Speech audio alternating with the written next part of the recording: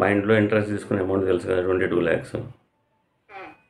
Next నాకు శాలరీస్కి ఇచ్చిన amount మీద ఏదో ఇంట్రెస్ట్ అయితే ఇచ్చేవాళ్ళు కదా నెలకి నాకు. అది నేను ఎన్ఎస్ఎల్లో చేసిన ప్రాజెక్ట్కి ₹1,00,00,000 దాకా ప్రాఫిట్ వస్తే దాంట్లో 20% షేర్ ఇస్తామని ఒప్పుకున్నారు. ఎందుకంటే ప్రోగ్రామ్ డెవలప్ చేసిన వాళ్ళకి ఎక్కువ షేర్ ఉండాలని మాకు ఒక అండర్స్టాండింగ్ ఉండేది.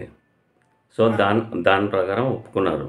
ఓకే, దానికి 16,000 షెడ్ రెంట్ వచ్చేది. దాంట్లో నేను రాజాకి 8,000 ఇచ్చేవాడిని. ఎందుకంటే నాకు వచ్చింది గిఫ్ట్లో నీకు కూడా 10% ఇస్తారు అవి, ఎందుకంటే నువ్వు నాతో ఉన్నావు కదా అని మనం మంచి చేసినాం.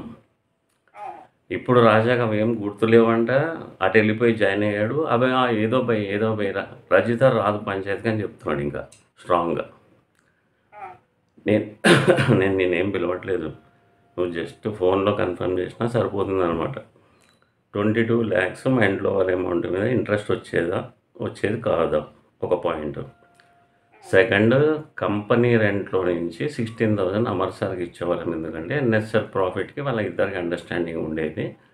ఆయనకి 16,000 ఇంట్రెస్ట్ కింద ఆ 20% అమౌంట్కి ఇచ్చేవాళ్ళం. అది ఆయన ఇంటర్నల్ రాజాకి షేర్ చేసేవాడు 8,000. అది నాకు తెలుసు, అంతేగాని అఫీషియల్గా బుక్ మీద పెట్టేవాళ్ళం కాదు మేము అనే పాయింట్ ఒకటి.